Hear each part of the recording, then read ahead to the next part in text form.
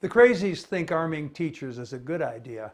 They want shootouts in the hallways when the bad guy shows up. Think Parkland, Columbine, and Sandy Hook, with the halls full of kids. What could possibly go wrong? The NRA-controlled congressional response to mass shootings is twofold. First, they parrot the NRA, saying that the only thing that stops a bad guy with a gun is a good guy with a gun, like a teacher with chalk in one hand and a 9mm pistol in the other. Really?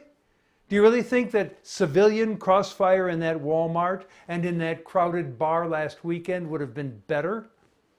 Second, Congress goes all thoughts and prayers and then goes crickets. They have no spine to create useful regulations because doing so would piss off one of their biggest campaign contributors. One more time. We tried the Wild West and we know what it got us. An enormous pile of dead bodies. Going back to everyone packing and thinking they're the fastest gun, the baddest cowboy, the toughest righteous dude, protector of the little lady, and the rest of the macho crap will get us the same thing again. Here's the fact. States with tougher gun laws, regulations, have way less gun violence. Example, Louisiana has the loosest gun regulations and has 7 times the gun violence rate of Massachusetts, which has some of the toughest gun regulations. Having a gun is the most certain indicator of bad things to come. Just ask the 8-year-old who accidentally killed his little brother after finding daddy's pistol in the nightstand. Or the formerly despondent person who found a way to kill herself that was so fast that she didn't have time to think twice. But of course you can't ask her because she's dead. For those wanting to leap to the exceptions in order to negate all gun safety efforts, 1. No gun regulation will stop all mass murders, but some regulations might prevent some of them. 2. Second Amendment types opposed to all regulations justify their intransigence by saying that a particular regulation wouldn't have stopped a particular shooting. They make the perfect the enemy of the good, and people die waiting for them to wake up. 3. If you're in the wilds of Alaska, it's okay to have a gun to protect against bears. Same for homes in sparsely populated areas where help is 45 minutes away. 4. If you're a hunter, it's okay for you to have a hunting rifle. 5. Numbers 3 and 4 above are contingent upon you being vetted by a background check as not being violent, mentally unbalanced, or a spineless politician. Then you can have a gun, but only after you've taken certified training in its use and have passed a test indicating you know how to safely handle, store, transport, and use a gun, just like getting a driver's license. 6. If you're a 22-year-old with swastikas on your bedroom wall and you want 9 long guns, 2 assault rifles with bump stocks, 7 semi-automatic 9mm handguns with extended capacity magazines, and a closet full of ammunition, you can't have a gun. Tell you what, Adolf, I'll pay for your years of psychotherapy to treat your inadequacies and pent-up hostility. Meanwhile, we're going to keep you away from anything that goes bang or has a sharp edge.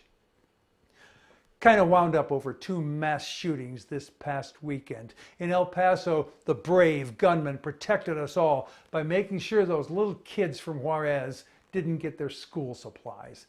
And the gunman in Dayton made sure people didn't have a good time at that bar.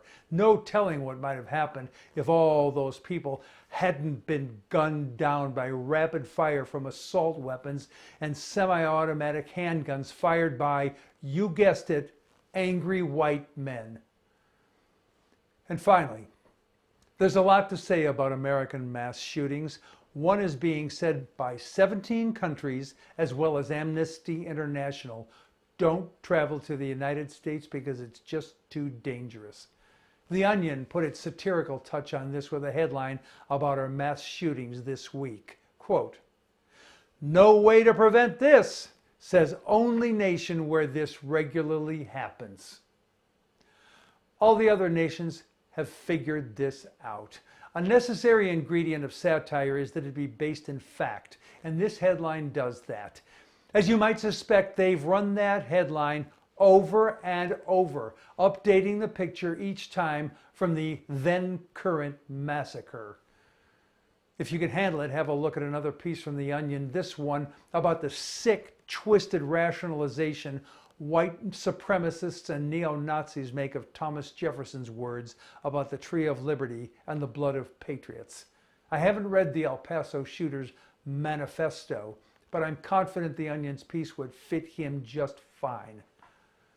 Most important is an in-depth look at why we have so many people being killed or wounded by gunfire in America.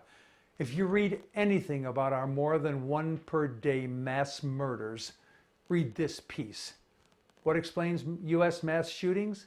International comparisons suggest an answer. There are links to all the essays in the written post. Here are some hints to that particular essay. It isn't video games. People in every other industrialized nation play the same video games, but they don't slaughter one another. It isn't mental health. Crazy as we seem to be, we Americans are no more mentally unhealthy than people in other countries. Further, blaming people with mental health issues for our gun carnage demeans those people. It isn't our culture. It isn't racial differences or immigration. Read the article, because within it you'll find the driver of our daily blood-soaked carnage.